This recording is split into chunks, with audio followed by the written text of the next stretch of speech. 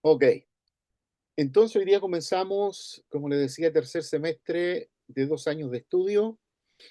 Para los que están comenzando eh, hoy día pueden estar en la clase, no hay ningún problema, y luego vamos a ordenarles bien para que estén tomando el primer semestre. Este es el tercer semestre y es uno de los más importantes, así que no hay problema de que puedan tomarlo. Esta clase se llama El cuadro de la voluntad de Dios. Y la idea es que nosotros podamos ver toda la voluntad de Dios en la Biblia como en un cuadro, como quien ve un cuadro de Picasso o de otro pintor importante, que cualquier lectura de la Biblia en cualquier parte en el Antiguo y el Nuevo Testamento, ya sea los Salmos, la Ley, los Proverbios o el Evangelio sinóptico o el testimonio apostólico, donde veamos el pasaje o el capítulo que veamos, seamos capaces de ver un cuadro que nos está hablando sobre la voluntad de Dios. Ese es el llamado o la invitación a todos nuestros alumnos. Entonces, comienzo diciendo bienvenidos a este importante módulo que nos ayudará a contemplar la Biblia como una unidad completa que revela la voluntad divina. El objetivo es desarrollar la capacidad de ver la escritura como un cuadro donde todas las partes forman un todo coherente. A lo largo de estas sesiones exploraremos las tres justicias o prioridades fundamentales de la voluntad de Dios encontrada en la Biblia. ¿Cuáles son las tres? La herencia del Hijo, la destrucción del diablo y la salvación del hombre o de la humanidad. Toda la Biblia está en estos tres ejes que los vamos a ver uno a uno en más profundidad. La invitación es a participar con entusiasmo, aprovechando cada clase y pidiendo al Señor crecer en su conocimiento. Recuérdense que las clases quedan grabadas y ustedes pueden verlas en diferido después para repasar los contenidos, repasar alguna parte. También las placas que vamos mostrando también quedan en la grabación, así que también ustedes pueden obtenerlas sin mayor costo. ¿Qué es el cuadro de la voluntad de Dios? Es la pregunta que nos hacemos y nos vamos a hacer durante toda la clase. ¿Qué es el cuadro de la voluntad de Dios? Y es lo que vamos a responder en esta investigación. Esta es la pregunta de investigación. ¿Qué es el cuadro de la voluntad de Dios? Primero, una visión global. ¿Qué es el cuadro de la voluntad de Dios? Es una perspectiva completa de la voluntad divina, concebida y planeada por Dios autoexistente antes de la eternidad. No se olviden que la Biblia, desde el Génesis 1.1, está hablando sobre todo lo creado, todo lo que ha sido creado en este universo, ¿cierto? Desde el Génesis 1.1 adelante. Habla de la creación, de todo lo que vemos, todo lo visible. Y Juan 1.1, que dice en el principio creó Dios, en el principio era el verbo y el verbo era con Dios y el verbo era Dios, está hablando de la eternidad, de todo lo creado antes del Génesis 1.1. Por eso estas son las dos partidas. Una, Génesis 1.1, que nos habla de todo lo creado, todo lo visible, y Juan 1.1, que nos habla de todo lo invisible que fue creado antes del Génesis 1.1. Por lo tanto, requerimos tener una visión global completa de toda la voluntad de Dios antes del Génesis y después del Génesis, ¿no? Esa es la línea que tiramos. Antes del Génesis es que es la eternidad y después del Génesis 1.1 es toda la creación, todo lo visible. Entonces, esta voluntad fue cumplida por el Hijo a través del Espíritu Santo, formando un plan divino perfecto. Y este es lo que vamos a descubrir, el plan divino perfecto, ¿no? Por lo tanto, la voluntad de Dios fue cumplida por el Hijo, en este caso Jesús, a través del Espíritu Santo, formando un plan divino y perfecto. La estructura de este cuadro de voluntad de Dios es triple. Se organiza en tres niveles prioritarios que revela el plan completo de Dios para toda su creación. Por lo tanto, el cuadro de la voluntad de Dios nos permite contemplar el plan divino como una estructura coherente y unificada. Esta visión nos ayuda a comprender cómo parte de la escritura encaja perfectamente en el propósito eterno de Dios, revelando su sabiduría infinita.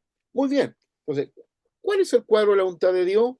Una visión global abarca todo lo creado del Génesis 1.1 y todo lo creado espiritualmente del Juan 1.1.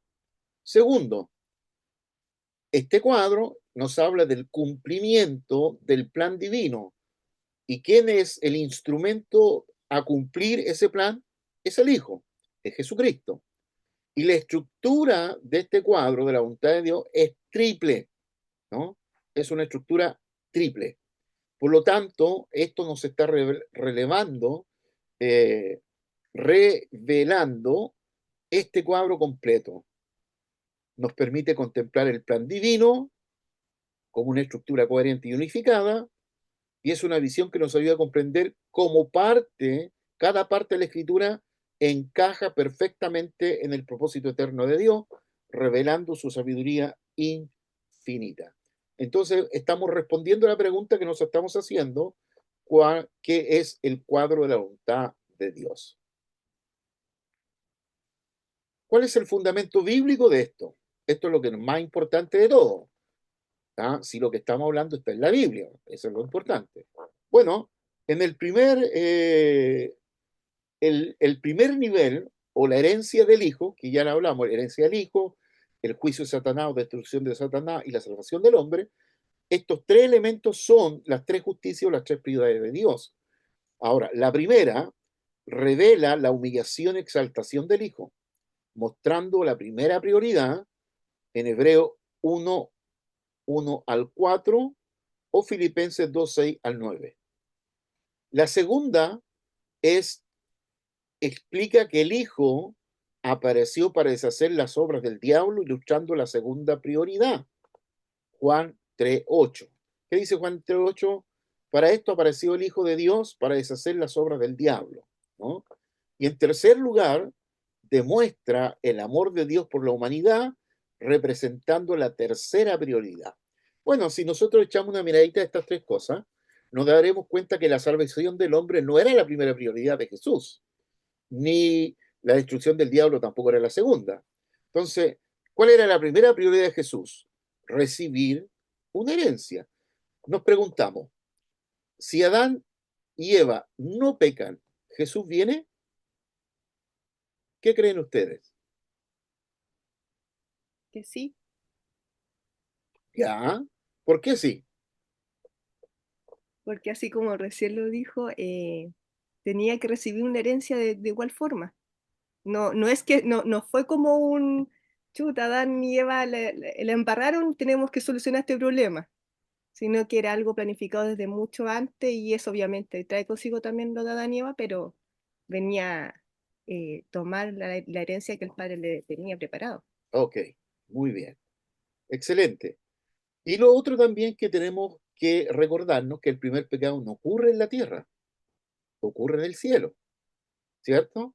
El primer pecado es la rebelión de Satanás. Satanás se revela en el cielo, era parte de esa estructura celestial en los cielos, y Satanás se revela en contra de quien estaba a cargo del cielo en ese caso, y por eso es expulsado del cielo. Así lo dice Apocalipsis capítulo 12, versos 7 al 9.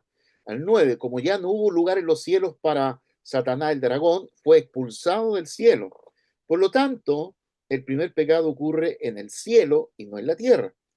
La tierra, por lo tanto, es el reflejo de la rebelión de un ser creado, un querubín. No olvidemos que Dios no crea a Satanás, crea a un querubín, a un ángel, y que éste se revela. Y al rebelarse contra Dios, se vuelve Satanás, que significa traidor. Así que, por lo tanto, la primera herencia, la primera justicia o la primera prioridad es justamente que el Señor viene para recibir su herencia y bajo esa circunstancia lo que hace es juzgar a Satanás. Les acordarán lo que dice capítulo 16 de Juan, el príncipe de este mundo, capítulo 14, el príncipe de este mundo viene y él no tiene nada en mí.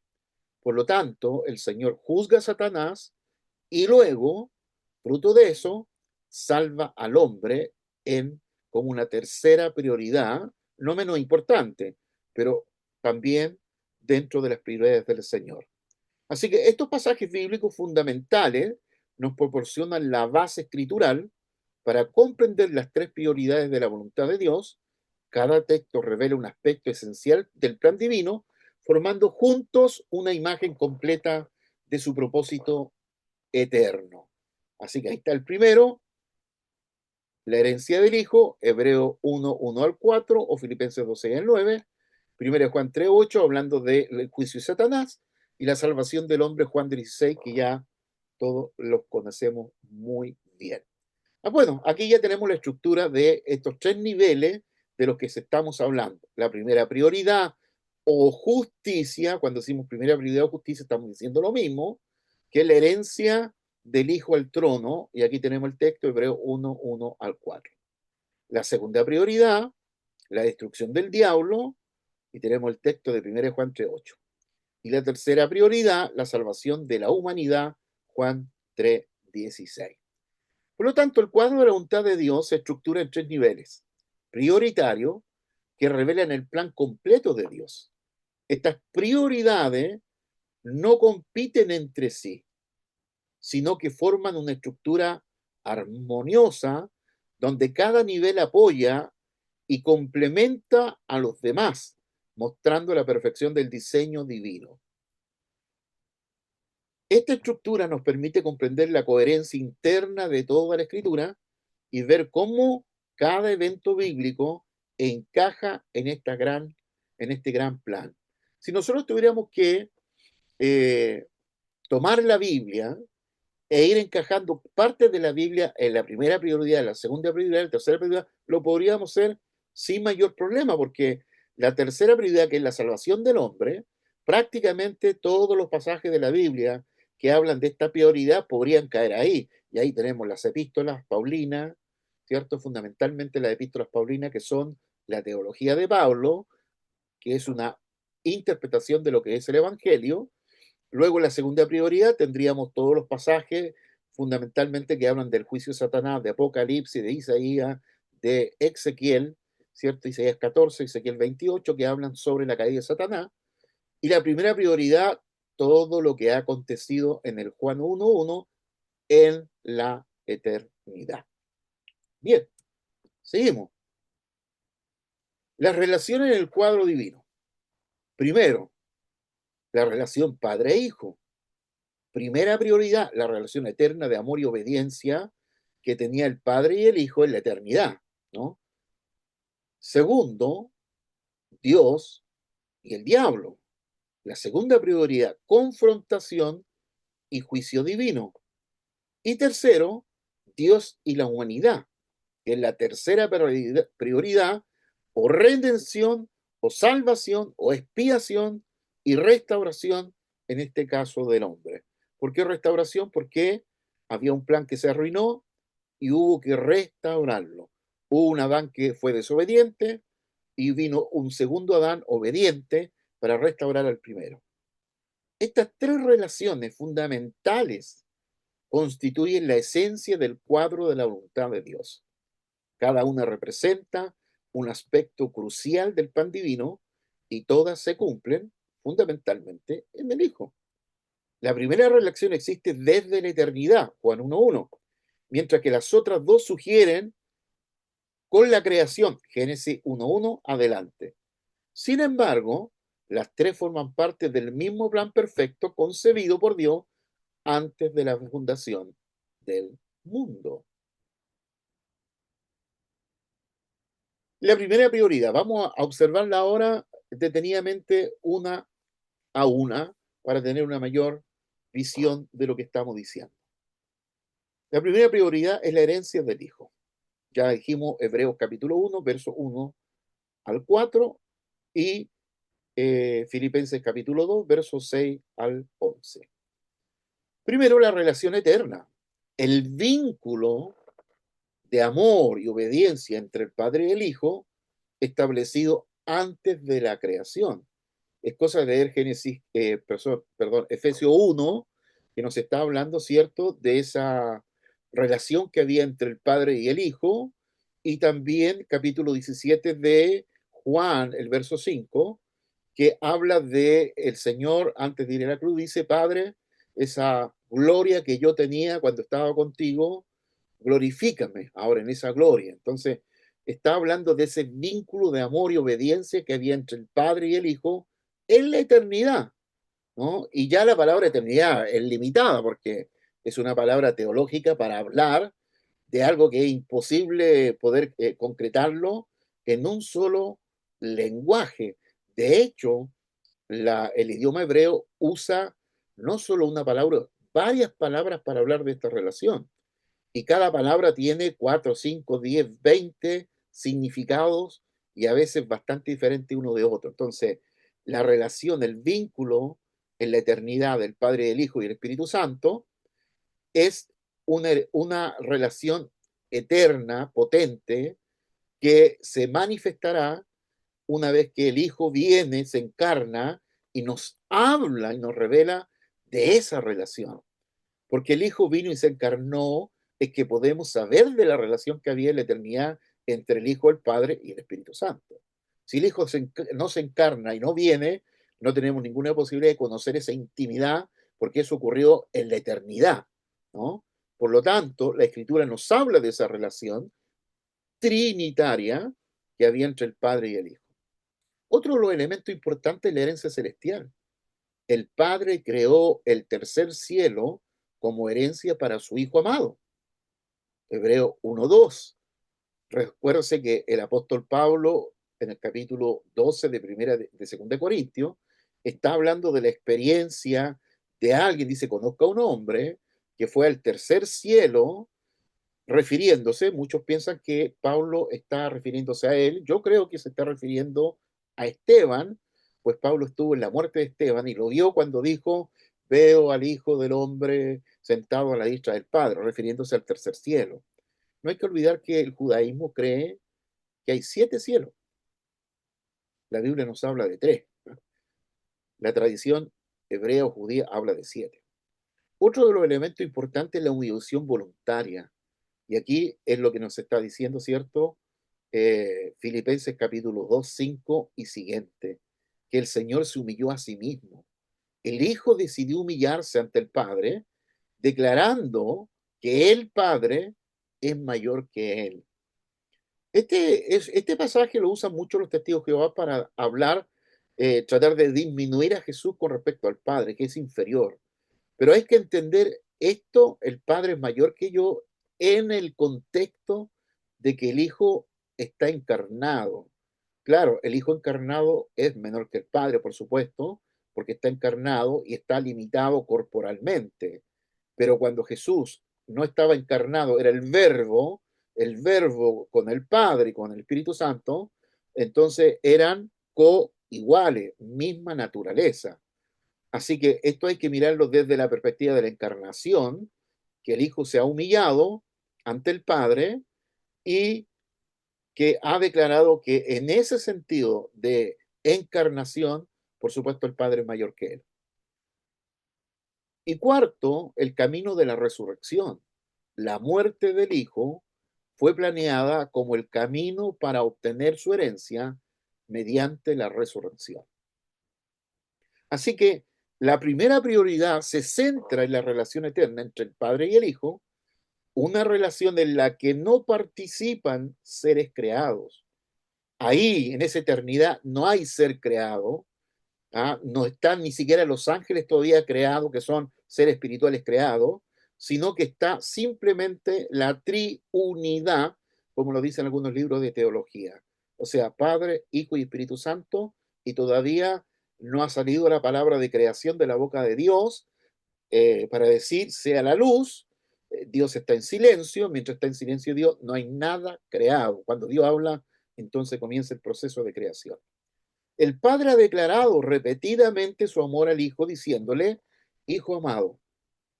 Y Pablo se refiere al reino de Dios como el reino de su amado Hijo. Ustedes se acordarán, capítulo 3 del libro de Mateo, verso 17, cuando Juan bautiza a Jesús, que se escucha la voz del cielo que dice, este es mi Hijo amado. No nos olvidemos que usa la expresión este para referirse a Jesús, ¿no? En el fondo lo que Dios está haciendo es representar en una persona a su Hijo amado. No lo dice de Pablo, no lo dice de Juan, no lo dice de Pedro, no lo dice de nadie en Dios, solo lo dice de su Hijo. ¿Quién es el Hijo amado? Es Jesús. Jesús es su Hijo amado. Por lo tanto, todo por Él, por medio de Él y para Él, se van a hacer todas las cosas. Así que decimos que el Hijo de Dios es el eje central de todo lo creado posteriormente. Filipenses 2:6 al 9, que es la base de la primera prioridad, el cual siendo en forma de Dios, no estimó el ser igual a Dios como cosa que aferrarse, sino que se despojó a sí mismo tomando forma de siervo, hecho semejante a los hombres, y estando en la condición de hombre, se humilló a sí mismo, haciéndose obediente hasta la muerte y muerte de cruz. Por lo cual Dios también le exaltó hasta lo sumo y le dio un nombre que es sobre todo nombre. Esta es una academia de Biblia, así que van a escucharme leer mucho la Biblia. Primero, divinidad original. El Hijo existía en forma de Dios. Miren, en este pasaje hay tres conceptos que nosotros debemos entender. ¿Cómo nosotros podemos conocer a Dios? Es la gran pregunta. Bueno, podemos conocer a Dios porque Dios se ha revelado. ¿Y quién lo ha revelado? Su Hijo. Por lo tanto, el Hijo ha visibilizado a Dios el Padre, que es eterno e invisible. Dios es espíritu, como dice 4:24 de Juan. Entonces, ¿cómo lo podemos nosotros conocer y relacionarnos con Él? A través de su Hijo. Por eso Jesús dijo que nadie va al Padre sino es por medio de mí, ¿no? Nadie puede hacerlo directamente sino a través del mediador. Por lo tanto, el Hijo existía en forma de Dios antes de la encarnación. ¿Y qué está diciendo este pasaje? Está diciendo nada menos que se humilló a sí mismo, haciéndose obediente hasta la muerte y muerte de cruz, por lo cual también Dios le exaltó hasta lo sumo y le dio un nombre que es sobre todo nombre. Entonces, ¿qué dice este pasaje un poquito más arriba? Está diciendo que Jesús es la imagen de la forma, la imagen de la forma de Dios. O sea, Jesús es la imagen de la forma. Generalmente nosotros pensamos, creemos que el hombre, o sea, el Adán, fue primero. Y claro, fue el primer hombre creado, del barro, por supuesto, ¿cierto? Del polvo de la tierra.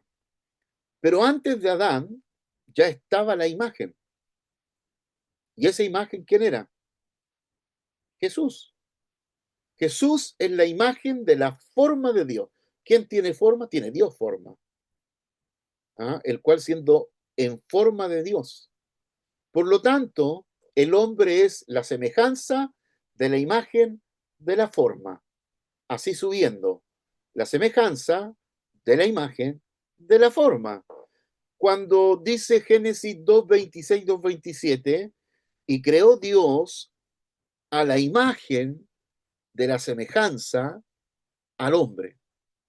Entonces, lo creó ¿a imagen de qué?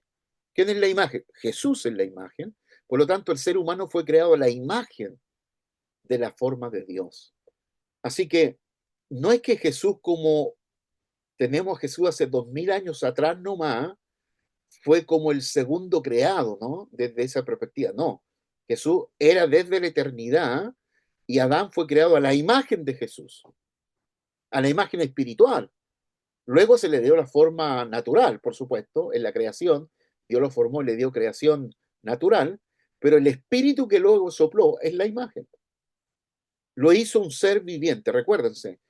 Adán, después de ser creado y poner cuerpo y alma, Dios sopló el espíritu en su nariz y lo hizo un alma viviente.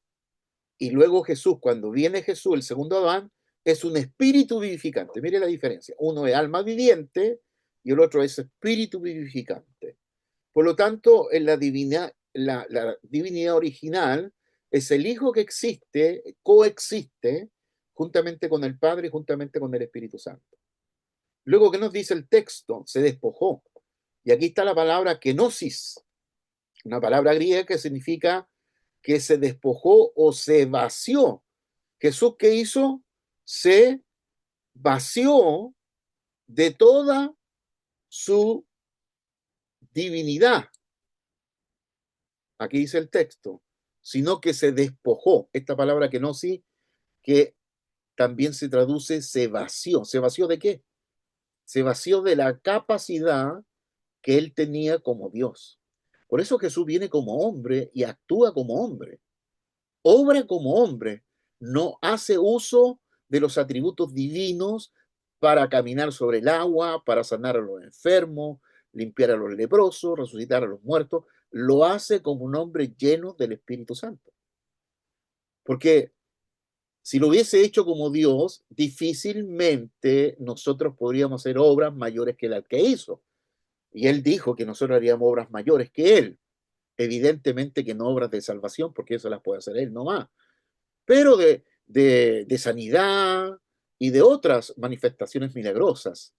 Así que, Señor Jesús, encarnado, lleno del Espíritu Santo, obró los milagros, caminó sobre el agua y nos dijo que nosotros podemos hacer lo mismo y cosas mayores.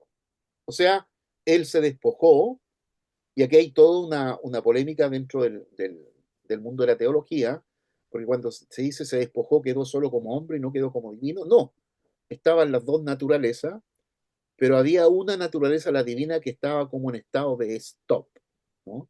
Como en estado, diría yo, en sueño o transitoria, y lo que estaba funcionando era nada menos que su cuerpo encarnado, era la palabra encarnada, y como palabra encarnada, entonces él podía, por el poder del Espíritu Santo, manifestar los poderes y las señales.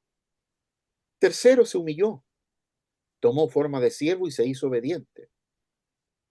Tomó forma de siervo. ¿Quién eran los siervos? ¿O quién son los siervos? Son los ángeles, ¿no? Tomó la forma de un siervo e inclusive inferior, porque va a decir el libro de Hebreo capítulo 1 que Jesús era inferior a los ángeles.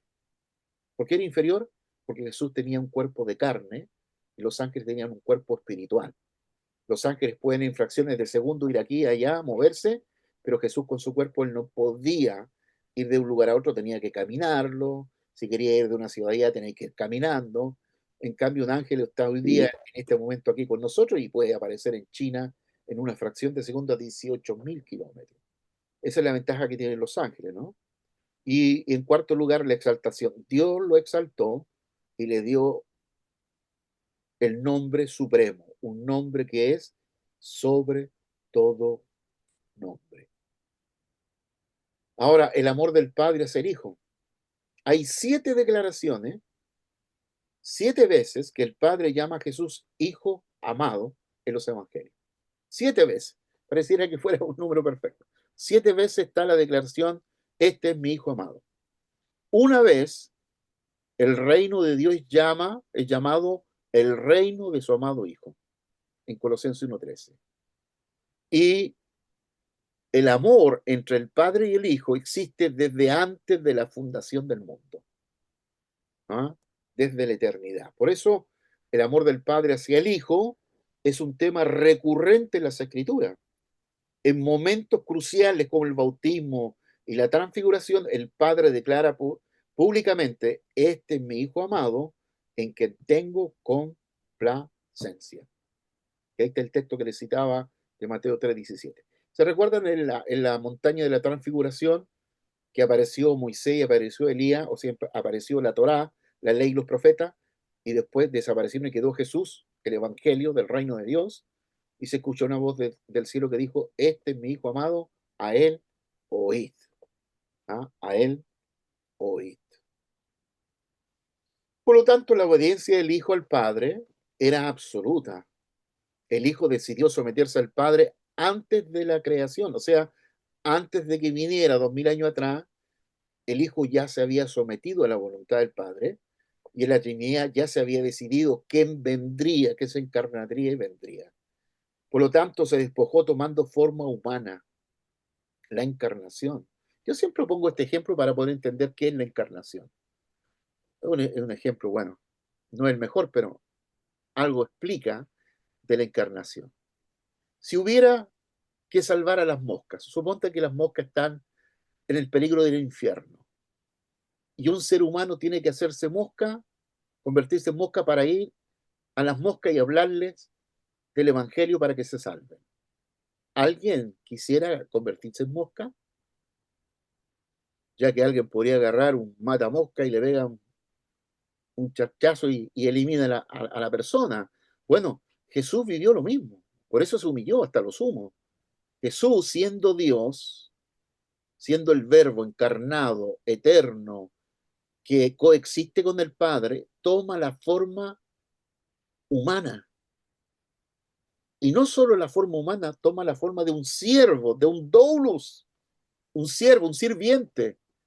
O sea, baja tres categorías, de Dios a, a humano, de humano a siervo, y eso evidentemente que así como el hombre que se convierte en mosca para salvar a las moscas, Dios que se convierte en ser humano y lo más inferior de la época que era un siervo, toma esa forma para salvarnos a todos nosotros. Eso sí que es humillación, humillarse hasta lo sumo. Y nada menos que no viene a morir en forma natural para morir de viejo, sino que la muerte es una muerte traumática, obediente hasta la muerte, hasta la muerte, la peor muerte de la época, ¿no? Donde morían solamente los malhechores. Por lo tanto, la obediencia del Hijo al Padre es el fundamento de la primera prioridad. O sea, la primera prioridad, la herencia del Hijo, la base, la estructura fundamental, el fundamento es la obediencia al Padre. Jesús mismo lo declaró, no busco mi voluntad, sino la voluntad del que me envió. Y el Padre es mayor que yo.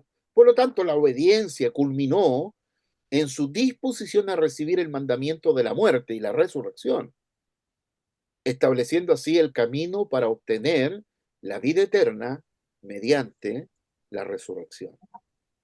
¿Te recuerdan el capítulo 5 de Hebreos, capítulo 7, 5 de 7 al 9, cuando dice que el Hijo aprendió la obediencia a través del sufrimiento?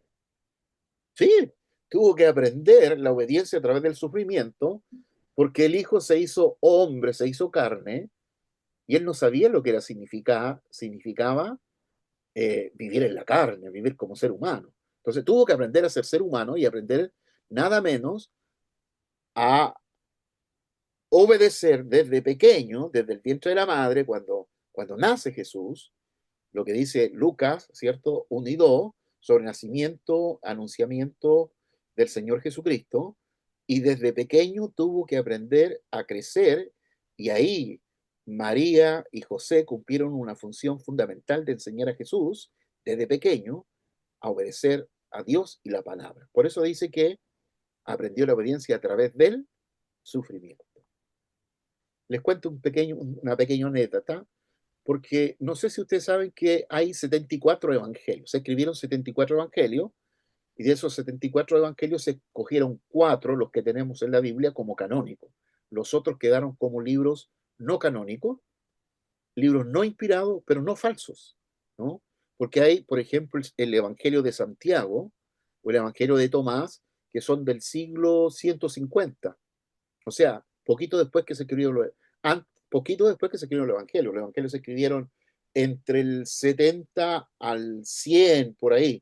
Se escribieron los Evangelios. Marcos fue el primer Evangelio, después Mateo, después Lucas, después Juan, etc. Entonces, uno de los Evangelios, el Evangelio de Tomás, que narra la infancia de Jesús, dice que Jesús en un momento estaba jugando con un amigo a la orilla del río, seguramente se veía el río Jordán, y que él estaba a la orilla y de repente un amigo viene y lo empuja y lo tira al agua y cae al agua el Señor Jesús. Y dice que el relator dice que Jesús se levantó y persiguió al amigo y cuando lo agarró lo tiró al suelo y luchó con el amigo. Dígame si, si los niños no hacen eso. aunque eso no lo dice el Evangelio, no lo dice ninguno de los Evangelios, lo dice un Evangelio apócrifo, que no es falso, apócrifo significa no inspirado nomás, pero que está narrando las historias que habían en la época del Señor Jesús. Puede haber sido cierto o no, a mí me parece bastante coherente porque los niños son así. Jesús fue un niño especial, pero común y corriente. Así que lo más bien pudo haber tenido amigos y haber jugado de esa manera con los amigos. Bueno, seguimos. ¿Cuándo es la segunda prioridad? Es la destrucción del diablo. Entonces, un ángel, y lo decía yo, un ángel principal se rebeló contra Dios y su nombre, siendo confinado temporalmente en el segundo cielo. Hablamos del tercer cielo de Dios, segundo cielo es el que está sobre nosotros, ¿cierto? En donde Satanás fue echado del cielo a ese cielo, echado del tercer cielo al segundo cielo y allí fue encerrado. Ahora, a Lucifer se le otorgó cierta autoridad, limitada, porque mismo Jesús lo llamó príncipe del poder del aire. ¿Y qué es lo que es un príncipe? Un príncipe es una persona eh, que tiene propiedad sobre un terreno o sobre eh, un continente o sobre continentes, ¿no? Esa es la autoridad que el príncipe de este mundo tiene como un gobernador con el poder de la muerte. ¿Con qué gobierna? Con el poder de la muerte. Todavía la muerte nos sigue matando, aunque no mata nuestro espíritu, cuando nuestro espíritu está en Cristo, mata el cuerpo, pero no el espíritu. Ahora, la resurrección de Jesús venció la autoridad de la muerte y juzgó definitivamente al ángel rebelde. Por lo tanto, Satanás fue vencido en la cruz, está atado y está esperando su juicio. Y antes de eso será lanzado, o sea, va a ser desatado y lanzado y hará guerra a la nación y todo lo demás. Ahora, la segunda prioridad se centra en el conflicto entre Dios y el diablo. Cuando el Hijo decidió someterse al Padre, uno de los principales arcángeles se rebeló, desafiando la autoridad divina. Esta rebelión añadió una nueva dimensión al plan divino, la necesidad de juzgar y destruir las obras del adversario. Recuérdese que la Biblia dice que el que tiene autoridad para juzgar a vivo y muerto es Jesús. Nadie más tiene esa autoridad. Por lo tanto, 1 Juan 3:8 dice que en la base de la segunda prioridad, el que practica el pecado es del diablo, porque el diablo peca desde el principio. Para esto apareció el Hijo de Dios, para deshacer las obras del diablo, ¿no? Y esta es la segunda prioridad o la segunda justicia. Así que el diablo peca desde el principio, o sea, rebelión original. Y aquí el principio, ¿cuál es? El principio eterno, ¿no? El principio del Génesis, ¿no? El principio eterno. El Hijo de Dios apareció en carne, o sea, se encarnó para juzgar y traer el juicio final, la victoria final completada sobre el enemigo y la destrucción de sus obras para deshacer las obras del diablo. Imagínate lo que dice Hechos 10:38. Cómo Jesús fue ungido con el Espíritu Santo para andar haciendo bienes y destruyendo las obras del diablo.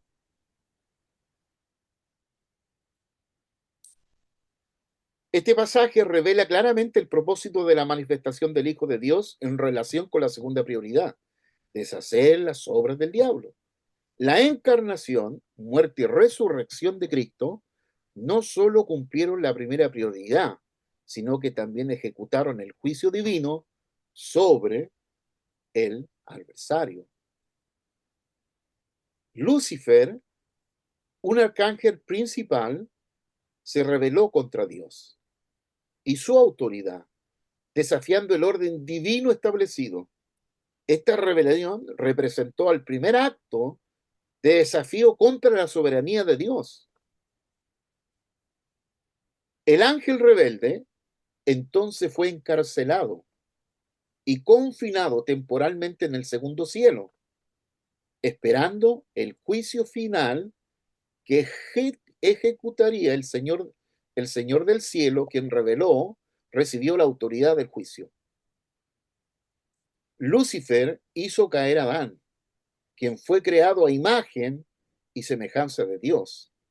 De esta manera, la humanidad fue esclavizada por quien se convirtió en el diablo, el que divide al hombre de Dios. Eso significa diablo, dividir, el que divide al hombre de Dios. Por eso que cualquiera que divide una iglesia se convierte en un diablo, está dividiendo.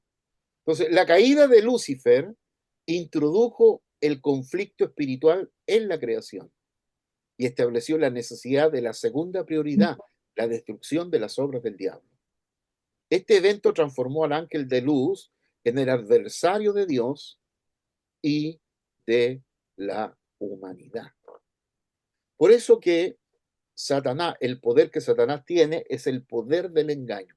Satanás obra con el engaño, ¿no? Con ese engaño que nos tienta con el engaño, y su poder está ahí, en la fragilidad del hombre, y por eso Satanás puede tentar, pero no nos puede hacer pecar. El pecar es la decisión de las personas.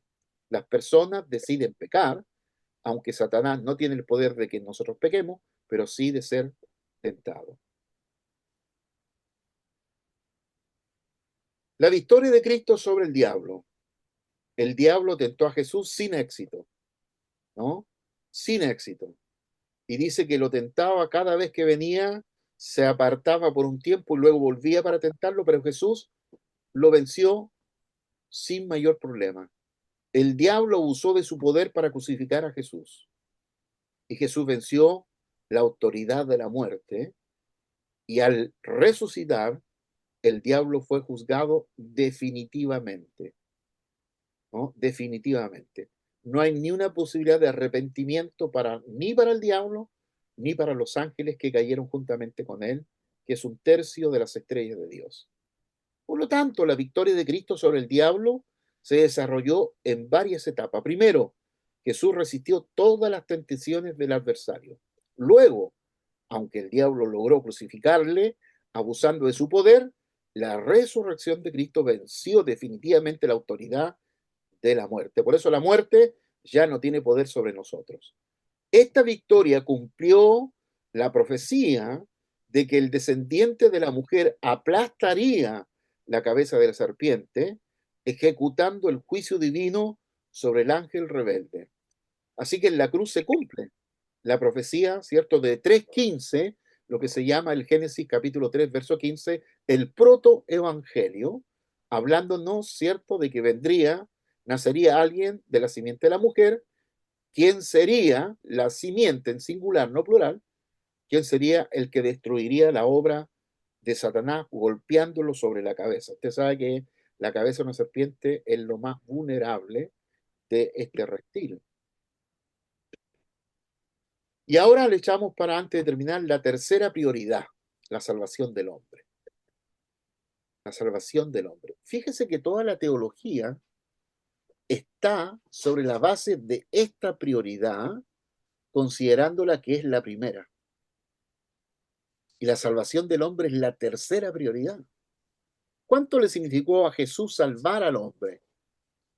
Bueno, lo dice un autor, Jesús aguantó la respiración 3 días y 3 noches y se levantó y salvó al hombre. O sea, no tuvo que sufrir milenios de milenios para salvar al hombre, no, fue una cosa de 3 días, ¿no? De 3 días. Por lo tanto, el propósito original, el ser humano fue planeado para ser creado a la semejanza de Dios y servir como medio para que el Hijo experimentara la muerte. O sea, Jesús vino a experimentar la muerte. Lo dice Hebreos capítulo 2, verso 9. Ustedes pueden agregar los versos después ahí. 2:9 dice que Jesús vino a experimentar la muerte. Por lo tanto, Adán cayó en esclavitud por la seducción del diablo, volviéndose enemigo de Dios e incapaz de tener comunión con él, según lo dice Efesios 2:1-2. ¿Qué dice Efesios 2:1-2?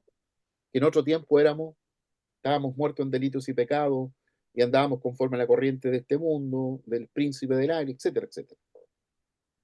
Bueno, en esa crucifixión, en esa obra gloriosa de la cruz, que la llamamos la expiación o la sustitución, porque quien murió debiendo morir nosotros, Jesús tomó nuestro lugar, nos sustituyó, entonces la gracia divina viene sobre todos nosotros y la voluntad de Dios fue que la muerte de su Hijo fuese la gracia de la humanidad, permitiendo la salvación por medio de su sangre. O sea, la muerte de Jesús constituye la gracia redentora, la gracia salvífica para todos nosotros. ¿Y quién recibe esa gracia? Quien acepta el sacrificio de la cruz que fue por causa nuestra. Quien reconoce eso, entonces recibe la gracia de Dios. Así que la salvación solo se da a aquellos que por su propia voluntad deciden creer en Jesús y recibirle como el Señor y Salvador. Lo dice Romanos capítulo 10, verso 9. Si confesares con tu boca que Jesús es el Señor y creías en tu corazón que Dios le levantó de los muertos, serás salvo. Así que la tercera prioridad se centra en la relación entre Dios y la humanidad, a diferencia de las dos primeras prioridades, que se cumple por la soberanía divina. La salvación incluye la voluntad humana como factor fundamental.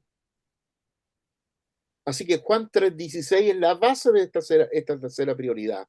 Este texto que tanto lo decimos, los que hemos predicado en la calle y lo repetimos en la calle, porque de tal manera amó Dios al mundo, que ha dado a su Hijo unigénito para que todo aquel que en él cree no se pierda, mas tenga vida eterna. Dios amó al mundo. Es el amor divino. El amor divino sobre un mundo que está perdido. El don supremo de este amor de Dios fue su Hijo unigénito. Y todo aquel que en él cree no se pierde, mas tiene vida eterna. Eso se dice 3:16, pero 3:18 dice que el que no cree en el Hijo ya ha sido condenado. Por lo tanto, este pasaje revela el corazón de la tercera prioridad, el amor de Dios por la humanidad caída. A pesar de que el hombre se había vuelto enemigo de Dios, el Padre decidió ofrecer a su Hijo unigénito como sacrificio para la salvación de todos los que creen. El sacrificio de Cristo fue sangre redentora. Jesús decidió morir derramando su sangre para que su muerte fuera la gracia del hombre. Cargó en su cuerpo el sufrimiento que al hombre correspondía por su pecado. Decidió cumplir la voluntad de Dios de salvar a los humanos, aunque el sufrimiento fuera indescriptible. El sacrificio de Cristo por la humanidad fue completamente voluntario, aunque para cumplir su proceso de humillación y entrar al cielo, mediante la resurrección, el tipo de muerte no era importante. Jesús eligió específicamente morir derramando su sangre y cumpliendo así, paralelamente, todos los sacrificios establecidos en el libro de Levítico. Como lo dijo Juan, 1:29 de Juan, he aquí el Cordero de Dios que quita el pecado del mundo. Esta elección transformó su muerte en el medio perfecto para la salvación humana, cumpliendo así la tercera prioridad de la voluntad de Dios. Sin duda, la fe como respuesta humana. ¿Qué se nos pide? Iniciativa de la salvación la toma Dios. Provisión del sacrificio lo hace Dios. Ofrecimiento de la gracia lo hace Dios. ¿Cuál es la responsabilidad humana? Responder con la fe. Responder con la fe y el arrepentimiento. Recepción del do, o sea, aceptar el sacrificio que Jesús que hizo fue por mí. Y la aceptación del nombre de Jesús en nuestra vida. A diferencia de las dos primeras prioridades que se cumplen por la soberanía divina, la salvación requiere respuesta humana, la respuesta de fe y el arrepentimiento. Por gracia soy salvo por medio de la fe. La fe es el único medio por el cual los humanos pueden recibir la salvación ofrecida por Dios. A todos los que le recibieron, les dio potestad de ser llamados hijos de Dios. Así que las tres prioridades cumplidas en Cristo. Primera prioridad, Cristo recibió su herencia mediante la resurrección y la ascensión al trono celestial. Segunda prioridad, Cristo destruyó las obras del diablo mediante su muerte y resurrección. Y tercera prioridad, Cristo ofreció salvación a la humanidad mediante su sacrificio redentor. Las tres prioridades o las tres justicias de la voluntad de Dios se realizaron mediante la vida pública de Jesús. Su ministerio, muerte y resurrección cumplieron perfectamente el plan en sus tres dimensiones: la relación con el Padre, Hijo, el conflicto con el diablo y la salvación de la humanidad o del hombre. En Cristo vemos la voluntad de Dios manifestada en su plenitud, como un cuadro perfecto donde cada elemento encaja armoniosamente con los demás. La vida pública de Jesús, la voluntad de Dios en acción, en el bautismo, su ministerio, su resurrección, la tentación, la obra en la cruz, todo esto tiene que ver con el ministerio público del Señor, cumplido en su ministerio, en lo que hizo, usando las palabras de Lucas en el libro Lo Hecho, todo lo que Jesús dijo e hizo son la voluntad del Padre. Por lo tanto, concluimos contemplando este cuadro completo. Fíjese, al tener este cuadro en nuestra cabeza, la herencia del Hijo, el juicio de Satanás, la salvación del hombre, cuando tenemos este cuadro, podemos entender todas las escrituras, porque estas son las tres justicias o las tres prioridades donde está toda la Biblia enmarcada. Por lo tanto, que seamos llenos del conocimiento de la voluntad. Al contemplar el cuadro de la voluntad de Dios, nuestra comprensión de las escrituras se profundiza y nuestra fe se fortalece. Vemos cómo cada parte de la Biblia encaja perfectamente en este plan divino de tres prioridades. Este conocimiento nos permite adorar a Dios con mayor entendimiento y vivir en conformidad con su voluntad perfecta, participando conscientemente en su plan eterno que continúa desarrollándose hasta la segunda venida, hasta que el Señor vuelva, hasta que el Señor venga. Aleluya, qué tremendo, qué tremendo. ¿Qué les parece todo esta visión, este cuadro panorámico para tener, para poder estudiar las escrituras y entender las escrituras? ¿Alguna palabra, un testimonio, un comentario que ustedes quieran hacer antes de cerrar?